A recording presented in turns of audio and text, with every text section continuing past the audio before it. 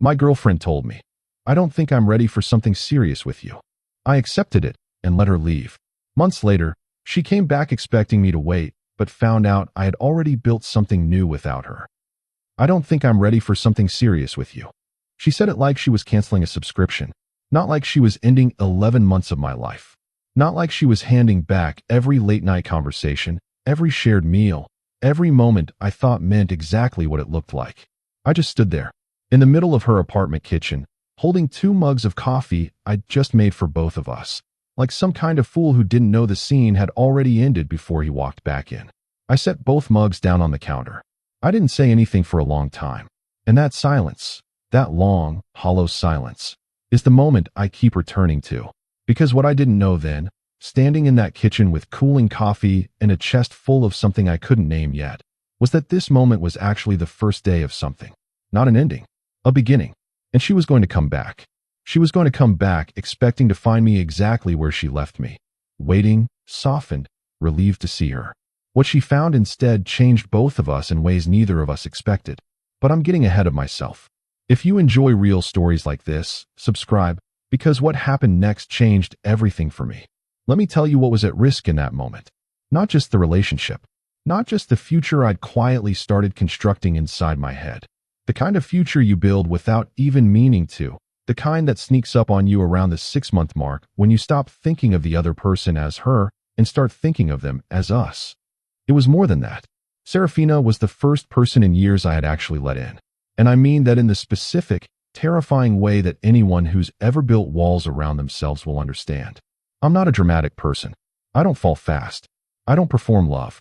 I had watched enough people around me crash and burn in relationships that moved too fast, that were built on intensity rather than anything real, and I told myself, quietly, privately, that when I did it again, I would do it right. I would be patient. I would be consistent. I would show up in the small moments, not just the big ones. And for 11 months, that's exactly what I did. So when she said those words in that kitchen, the thing at stake wasn't just her. It was my belief that doing it right actually mattered. It was my willingness to try again at all.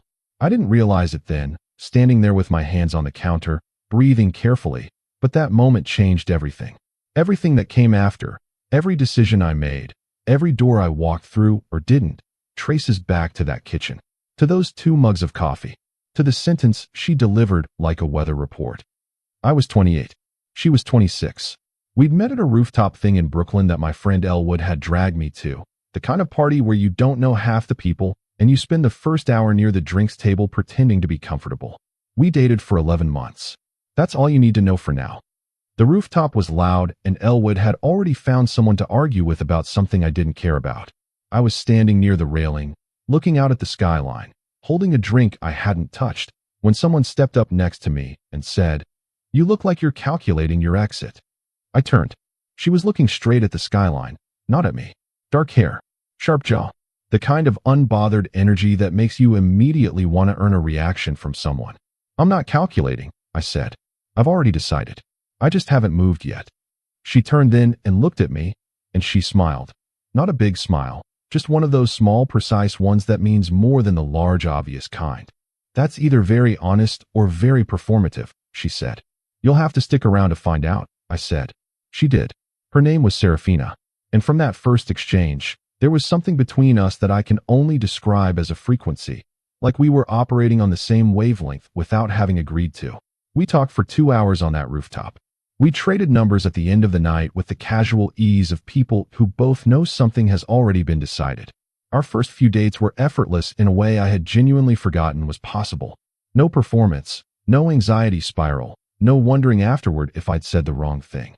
She was quick and dry, and unexpectedly warm underneath the dry. She had strong opinions about everything and zero interest in softening them for the sake of comfort. I liked that. I liked it a lot. By month 3, we were spending most weekends together. By month 5, she had a drawer at my place, and I had a spare key she'd given me to water her plants when she went to visit her sister in Philadelphia. By month 7, I remember thinking, sitting across from her at this small Italian place on Court Street, watching her steal the last piece of bread from the basket without asking. I remember thinking, yes, this is the one. Not in a dramatic, sky-opening kind of way. Just quietly, like settling into something true. And then month 8 happened. I noticed it first as a texture shift, like the air in a room before a storm, when everything feels slightly denser than normal, but you can't point to the specific thing that's changed. She was still there. She was still warm, still funny, still present. But there were moments now where I'd catch her somewhere far away behind her eyes. Moments where she'd laugh at something I said, but the laugh didn't quite reach the rest of her face. I told myself I was being paranoid. I told myself that all relationships have their ebbs, that the breathless early energy is supposed to settle into something quieter and more sustainable, and that I was confusing normalcy with distance. I told myself that a lot. But here's the thing about the gut, it doesn't negotiate. It doesn't care about your reasonable explanations. It just knows. And mine knew. Month 9. We were walking back from a Sunday farmer's market in Park Slope, carrying paper bags of vegetables we both knew I would cook, and she would mostly eat, and we'd both feel domestically satisfied about the whole arrangement.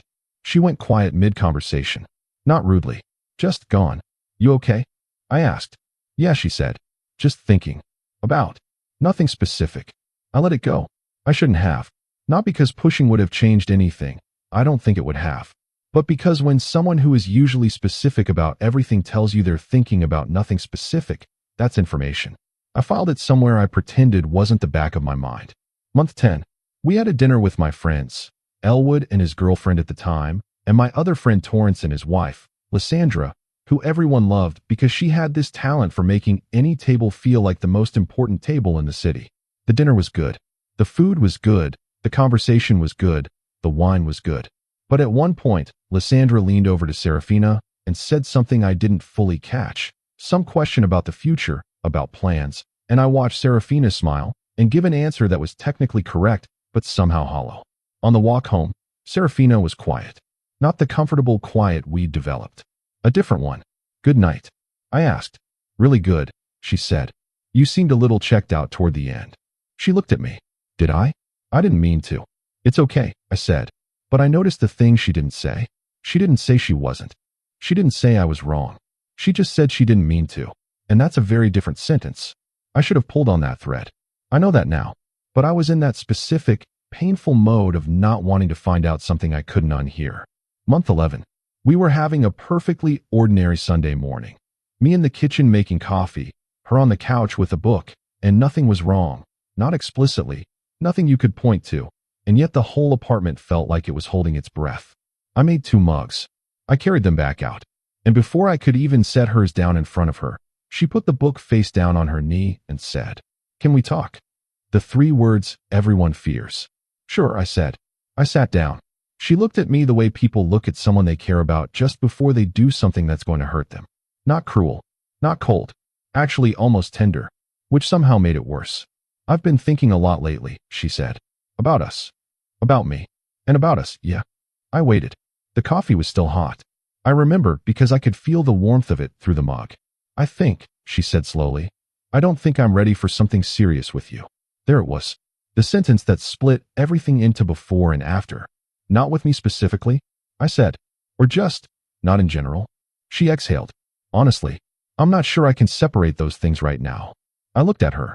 She looked back. And in the gap between those 2 gazes was 11 months of genuine connection that I didn't know how to save, and apparently, she wasn't trying to. Okay, I said. Just that. Okay. She blinked. Like she expected more. Like she expected me to push, to plead, to ask her to stay, to tell her she was wrong, to give her a reason to reconsider. And part of me, a loud, stupid part, wanted to do exactly that. But something else in me, something quieter and more bone deep, said, don't. She said she's not ready. She said what she meant. And I have enough respect for both of us to not turn this into a negotiation. I'm not going to try to change your mind, I said. I know, she said. Do you need me to leave? She looked surprised. You don't have to. Serafina. I said her name gently. If this is done, then it's done.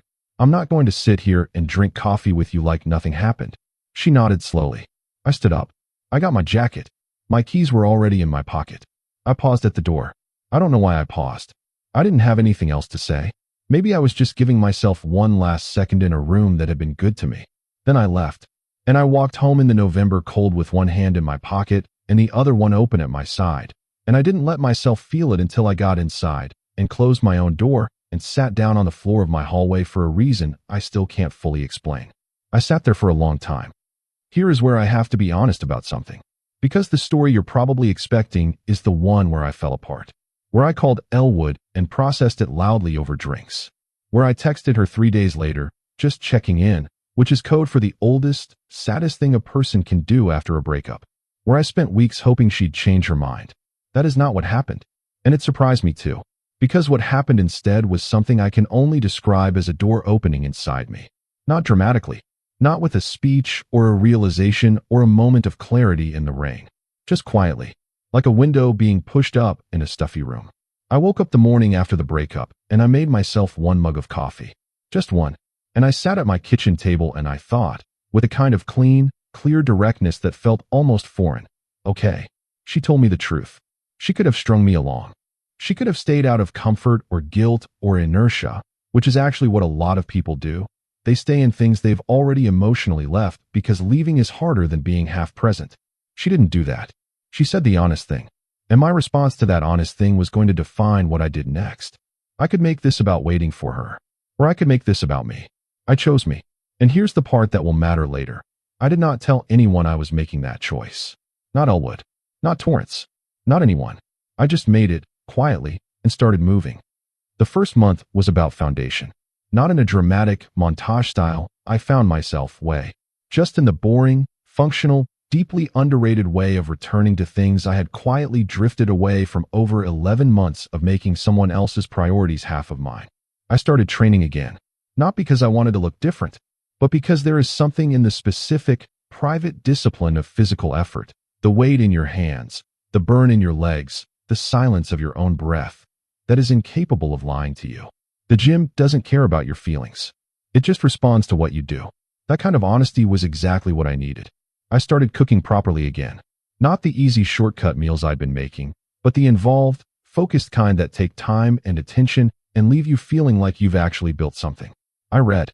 I slept at reasonable hours. I cleaned my apartment and kept it clean. These are small things. But the accumulation of small things done consistently is actually the whole architecture of a life. And for a period, I had let mine drift without noticing. I noticed now. Month 2. Elwood and I had dinner. He knew about the breakup. I told him in one short message, the way I tell people things I don't want to discuss. Directly, briefly, and then I move on. He was, to his credit, not dramatic about it. You good? He asked, across a table at a bar in the West Village. Getting there, I said. She was great though, he said. Not cruel. Just honest. She was, I said. You going to reach out? No. He looked at me. No? Not even. She said what she said, Elwood. She meant it. He nodded slowly, the way people nod when they respect something but don't fully understand it. Okay, he said. Let it go, I said. We ordered another round and talked about something else entirely. Month 3. Something started to shift. Not the dramatic way things shift in movies. Not with a soundtrack and a meaningful scene. But I started to feel, incrementally, like myself again. Like the version of myself that existed before I organized my weeks around someone else's schedule and preferences and emotional rhythms. There is a particular kind of freedom in that rediscovery. Not the wild, chaotic freedom of someone who just escaped something bad, but the steady, grounded freedom of someone who is just themselves. Uncomplicated. Unperformed. I was at a bookstore on a weekday afternoon, the big one on Broadway, the kind of place where you can lose 3 hours without trying, when I met Fiora. Not on an app. Not through friends. Just in a bookstore, in the way people used to meet before algorithms decided they knew better than chance. She was reaching for something on a shelf, and I was standing next to that shelf looking at something else, and she reached in front of me with a quiet sorry and pulled out a book, and I happened to glance at the title. Good choice, I said, without thinking. She looked at me. You've read it. Twice, I said. She raised an eyebrow in a way that suggested she wasn't sure whether to believe me or not. What did you think of the ending? She said. And the way she said it, direct, no preamble, no social warm-up, told me something specific about her. I told her what I thought. She disagreed, articulately and without apology. We stood in that aisle and argued about a book for 20 minutes. Her name was Fiora. She worked in architecture. She had the kind of mind that organized the world into structure and intention, which meant that when she was interested in you, she was specifically interested, not vaguely, not generally, but with focus. We got coffee afterward. Not because I was looking for something. Not because I had a plan. Just because the conversation was good and neither of us wanted to stop. I walked home that evening and I thought, HM. Just HM. Not a fireworks moment. Not a thunderclap. Just a small, genuine warmth. The kind that doesn't announce itself.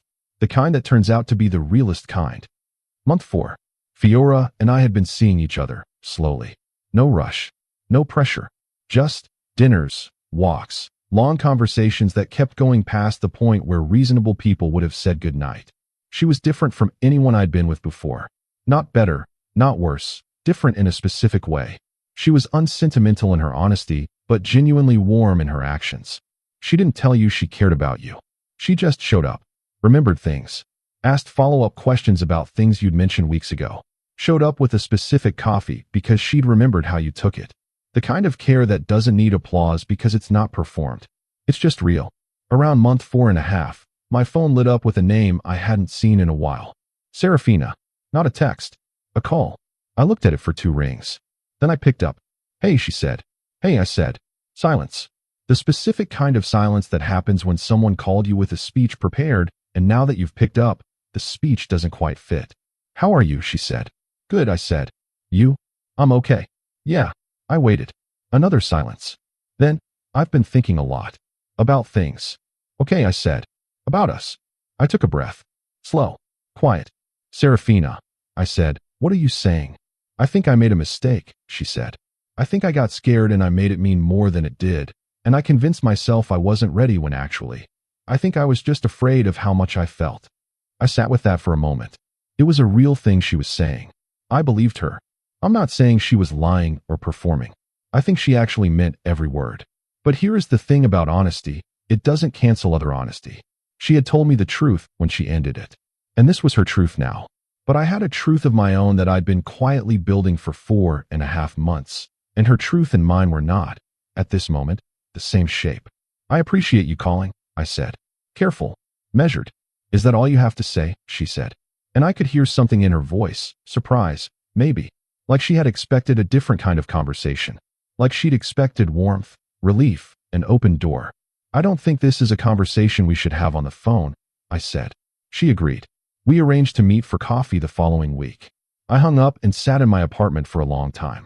Then I called Fiora. Not to tell her about Serafina. Just because I wanted to hear her voice. The cafe was in the West Village. Neutral territory. I got there first, which I did on purpose. I didn't want to walk into a situation. I wanted to already be in it, settled. Serafina walked in 8 minutes after our agreed time, which is the exact number of minutes she was always late, a small constant I hadn't even realized I'd memorized. She looked good. That specific kind of good that people look when they've been through something and are coming out of it, where there's something slightly different in the way they carry themselves. She sat down. We ordered. Small talk for a few minutes, the careful, mutual kind. Then she looked at me and said, I meant what I said on the phone. I know, I said. I was scared, she said. The more serious it got between us, the more terrified I became. Not of you. Of losing it. Of it becoming something real and then having it fall apart. I understood that. I actually understood it more than I wished I did. That's not nothing, I said. What you just described, that's a real thing. So then, why do I feel like you're about to tell me it doesn't change anything? Because it doesn't, I thought. But I said it differently. What are you hoping comes out of this conversation? I asked. She looked at the table, then back up at me. I'm hoping you tell me it's not too late, she said. Simply, honestly. And here's where it got hard. Because she was sitting across from me, and she was real, and I had genuinely cared about her, and a version of me, an earlier version, a few months back, would have given anything to be in this exact seat, hearing those exact words. But that version of me had made a choice. He had decided not to wait. He had decided not to organize his life around the possibility of someone else's return. He had moved. And now here was the return, arriving precisely as advertised, and I had to figure out what to do with it. Serafina, I said. Don't, she said. I haven't said anything yet. I know what you're going to say. I paused. Do you? She met my eyes. And yes, I think she did. You're seeing someone, she said. Not a question. An arrival. I didn't confirm it immediately, but I didn't deny it either. You moved on, she said. Her voice was careful, like she was placing the words very precisely so they didn't break. I moved forward, I said. There's a difference. Is there? Yes, I said. Moving on suggests I left you behind. I didn't leave you behind. I just stopped standing still. She was quiet for a long moment. How long? She asked. A few months. She nodded. Slowly. The kind of nod that isn't agreement, just processing. Is it serious? She asked. And here is the question that mattered. Because here is where I had to be honest in a way that was going to be uncomfortable for both of us. Yes, I said. One word. But it landed like something heavy. She looked down at her coffee. I let the silence exist. I didn't rush to fill it with softness or apology or explanation. The silence was actually the most honest thing I could offer. I thought you'd wait, she said finally. Her voice was quiet, not accusatory, just truthful. And that's when I said the thing I had to say. Can I tell you something? I said. She looked up. In month 8, I said, I knew something was changing. I could feel it. You were somewhere else behind your eyes, and I kept telling myself it was normal, that I was being paranoid, that I should give it time. She didn't deny it. And in month 9, I continued. When you went quiet on that walk and told me you were thinking about nothing, I let that go too, even though I knew it wasn't nothing. She was watching me carefully now. I spent the last 3 months of our relationship very deliberately not seeing what was in front of me, I said, because I was afraid of what I'd find. I didn't, she started. I know, I said. I know you weren't doing it to me. I know you were in your own thing. I'm not saying it was cruel. I'm saying it was a slow fade, and I participated in not seeing it because I wasn't ready to see it. She nodded, slowly. And when you said what you said in your kitchen, I said, the reason I didn't fight it, the reason I didn't argue or push or try to negotiate, wasn't because I didn't care. It was because I had already felt it coming for months, and I was exhausted from pretending I hadn't. She was quiet. I didn't realize that, she said. I know you didn't. I thought you just accepted it really well. I thought you were being mature about it. I was being mature about it, I said. But the maturity was built on 3 months of quietly grieving something I could see dying. That was the late reveal. The thing I hadn't told anyone. Not Elwood, not Torrance, not anyone.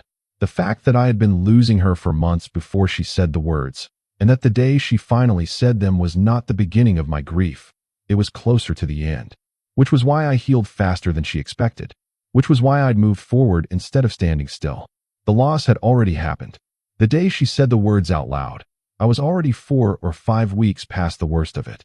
And so by the time she called me 4.5 months later, expecting to find me still in that kitchen, I was miles away. Not because I loved her less than she thought, but because I'd loved her long enough, quietly enough, to have already carried the weight of it before she put it into words. She sat with that for a while. I could see her recalibrating something in her head. The whole timeline. The whole story. So you're really not coming back, she said. No, I said. Gentle. Final. Is she good to you? She said. And I want to be clear. This was not a bitter question. This was a genuine question from someone who was sitting with something hard, but still wanted the honest answer. She is, I said. Serafina nodded. She looked down at her hands. Then she smiled. A small, real, slightly sad one. I should have said something sooner, she said. Maybe, I said. But you said it when you were ready. That's all any of us can do. And you moved when you were ready. Yeah. She exhaled. Long. Quiet. Then she picked up her coffee with both hands, took a sip, set it down. She's lucky, Serafina said. For what it's worth. It was worth something. I won't pretend it wasn't. We finished our coffees. There was no drama, no tears, no grand gesture, no emotional collapse, no final attempt to change what had already been decided. Just 2 people sitting across from each other with the remains of something real, acknowledging it without needing to perform the acknowledgement. We walked out together. On the sidewalk, she hugged me. Brief. Genuine. Then she turned and walked south and I turned and walked north, and that was it. That was the last chapter. I went home. I called Fiora. I told her I'd had a conversation with someone from before her. I didn't tell her everything, but I told her enough that there had been a call, a meeting, a door that had been gently but firmly closed. She listened. She didn't spiral. She didn't perform jealousy or insecurity. She asked, "Are you okay?" And I said, "Yeah, I think I actually am." She said, "Good. Come over. I'm making dinner." That was it. No drama. No reassurance performance. No interrogation. Just, "Come over. I'm making dinner." Which told me, in the simplest possible way, exactly the kind of person she was. Elwood found out about the whole thing. The call from Serafina, the meeting, All of it. About a month later when I mentioned it casually over drinks. He stared at me. She called you back? He said. Yeah. And you? What? Turned her down. I moved forward, I said. He shook his head slowly with this expression on his face that landed somewhere between bewilderment and respect. Man, he said. I know, I said. How are you so calm about all of this? I thought about that. Because I cried on the floor of my hallway in November, I said. So I didn't need to cry in a coffee shop in April. He was quiet for a moment. Then he raised his glass. That's the most emotionally intelligent thing you've ever said, he said. Don't tell anyone, I said. Too late, he said. I'm telling Torrance. I laughed. And that was the moment where I knew, fully, completely, not as a theory but as a felt thing, that I was okay. Not, I will survive this okay. Not, I'm pretending to be okay, okay. Actually okay. Here's the part of the story nobody talks about. Because most of these stories end with the guy thriving and the girl regretting, and that's satisfying, narratively clean, emotionally tidy. But real life has a more complicated texture. About 2 months after the coffee shop meeting, I ran into Serafina. Not arranged. Not planned. Just New York, which is enormous and also somehow tiny when it decides to be. She was outside a bakery on Atlantic Avenue, holding a brown paper bag, and I was walking past on my way to meet Torrance and Lysandra for lunch. We both stopped. For about 2 seconds, neither of us said anything. Then she smiled and said, "Of all the streets in Brooklyn." "Of all the streets," I agreed. "You look good," she said. "You too." She held up the paper bag. "I discovered this place 3 weeks ago. I've been coming here every weekend. Do not tell me you knew about it before I did." "I've been coming here for 2 years," I said. "Absolutely not," she said. And we laughed. Real laughter. The kind that has no agenda attached to it. "I'm glad I saw you," she said after a moment. "Me too," I said. And I meant it. "I've been thinking," she said, "about what you said. About the months before. About feeling it coming and not saying anything." "Yeah. I was doing the same thing," she said. She said it quietly, directly, the way she said everything. I knew something was shifting in me, and I kept pretending it wasn't. I kept hoping it would pass. And then by the time I said something, I think you were already somewhere past it." "Yeah," I said. "We were both pretending," she said. "We were both pretending," I agreed. She looked at me for a moment. "Are you happy?" she asked. The question surprised me. Not because it was inappropriate, but because of how directly she asked it. No softening. "No, if you don't mind me asking." Just the clean, bare question. "I am," I said. She nodded. "Good," she said. And she meant it. I could tell she meant it.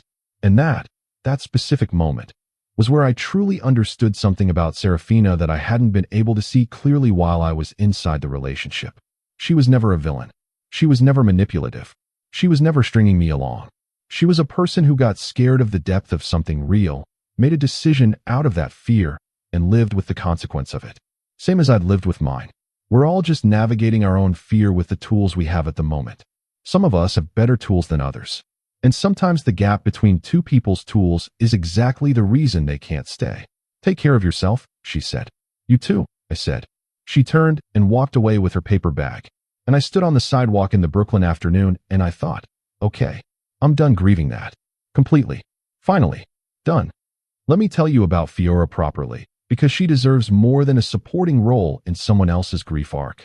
She was an architect. She designed commercial spaces, the kind of environments that are built to make people feel a specific thing without ever being able to articulate why. Good ambient light. Proportions that make a room feel larger than its measurements. Details that you never consciously notice, but that change the entire experience of being in a space. She brought that same attention to her personal life. Not in a cold, clinical way, but in a way that meant when she was in something, she was in it specifically, deliberately, with intention. She never said, "I care about you" first. She just made it evident. The way she texted back. The way she listened without her eyes going somewhere else. The way she remembered things and referenced them later, proving she'd actually been present. The way she never made me feel like I was competing for her attention with everything else in her life. We were different in some ways. She was more structured than me. I was more instinct-driven than her. She planned, I improvised. She designed, I responded.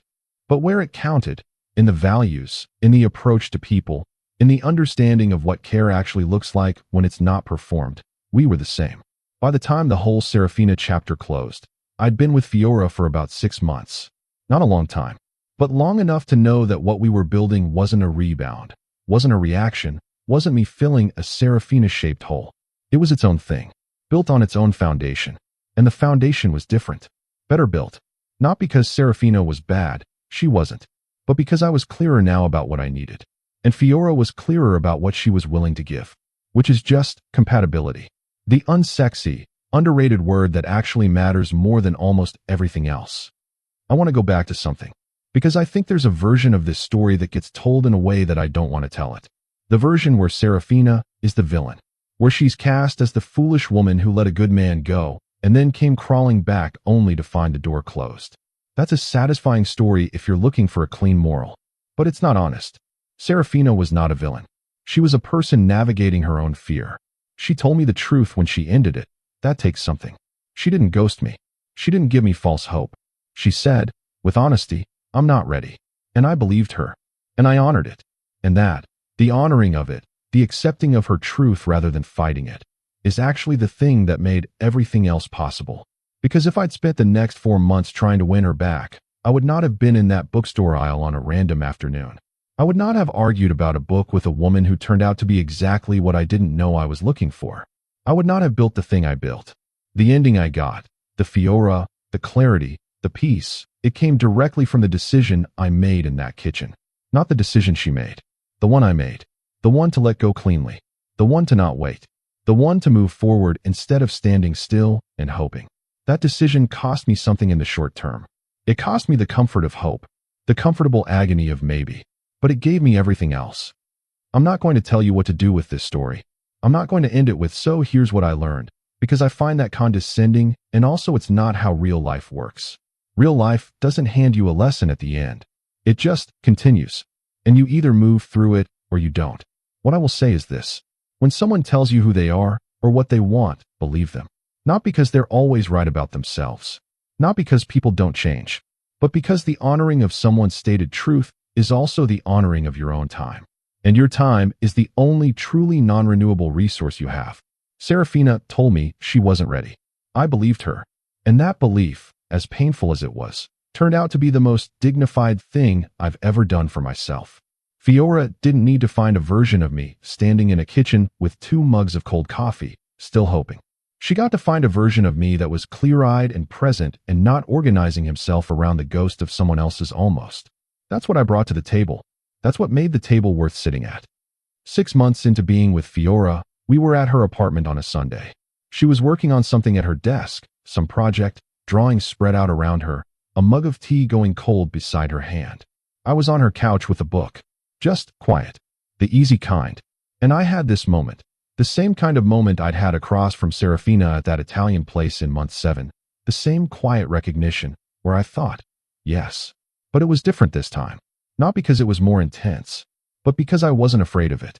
The last time I'd felt this, with Serafina, there was something underneath it that I hadn't been able to name, some low-level anxiety, some awareness that the frequency wasn't quite perfectly aligned between us even when everything looked right on the surface. This time there was none of that. Just quiet. Clean. The room was good. The light was good. The woman at the desk was focused and real and incapable of being less than herself. And I was exactly where I was supposed to be. Not because I'd optimized correctly. Not because I played something right. But because I had, at one specific crucial moment, chosen to trust someone's honesty over my own hope. And that choice had brought me, in the most indirect and unplanned way possible, to this couch. This Sunday. This quiet. Fiora looked up from her drawings. "You're staring at me," she said. "I'm looking at you," I said. "There's a difference." She considered that. "Fair," she said. She went back to her drawings. I went back to my book. And outside, New York went on being loud and enormous and impossible and entirely itself. Here's the part of the story nobody says out loud. The part where I admit that even now, even with everything good, I think about that kitchen sometimes. Not with longing, not with regret, but with a kind of recognition. That was a real thing. 11 months of genuine connection with a person who was honest with me, who I was honest with, who tried in the way she knew how and stopped when she didn't know how anymore. That's not nothing. That's actually something worth honoring. And I think the mistake a lot of people make, after a breakup, especially one that ends as cleanly as ours did, is to retroactively make it smaller. To decide it didn't count because it didn't last. To turn the person into a cautionary tale because it's easier than sitting with the truth that something real ended. I'm not going to do that. Serafina was real. What we had was real. And its ending was also real.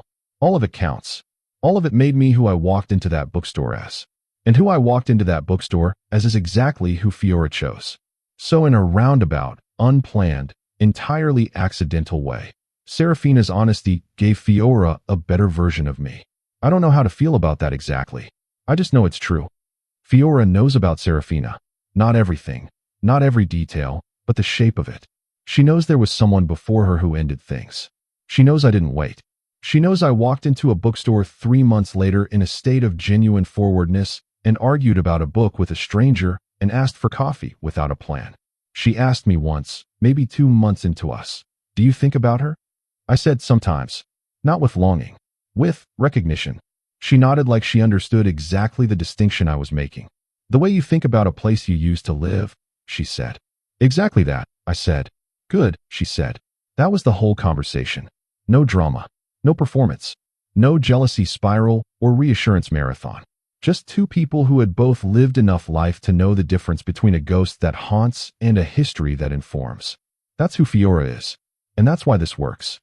If you asked me now, a year out from that November kitchen, whether I wished it had gone differently, I would have to think carefully before answering. Because the truthful answer is complicated. Do I wish Serafina and I had found our way through it? In a certain light, yes. It was a good thing, and it ended before it had the chance to become what it might have been. That's a real loss. But do I wish I'd waited for her? No, absolutely not. Because the version of me that waited, that stood still in hope rather than moving forward in clarity, would not have been capable of what came after. He would have been too occupied with the waiting, too organized around the absence, too quietly resentful of the time passing without her deciding to return. And Fiora deserves someone who isn't quietly resentful, who isn't organized around someone else's absence, who shows up without the weight of all that unprocessed hope. She deserved someone who came in clean. And that's what the letting go gave me. Cleanness. The ability to show up as just myself. Not a man waiting. Not a man recovering. Just a man walking into a bookstore on a Tuesday afternoon looking for nothing in particular, who argued about a novel with a stranger, who got coffee because the conversation was good and he was in no hurry to be anywhere else. That man. That's who got to be with Fiora. And I am grateful, in the specific and complicated way that real gratitude sometimes looks like, for the moment in that kitchen. For the 2 mugs of coffee. For the sentence that split everything into before and after. For the honesty. For the decision I made to honor it. She said she wasn't ready for something serious with me. She was right. She just wasn't ready for who I'd become by the time she was.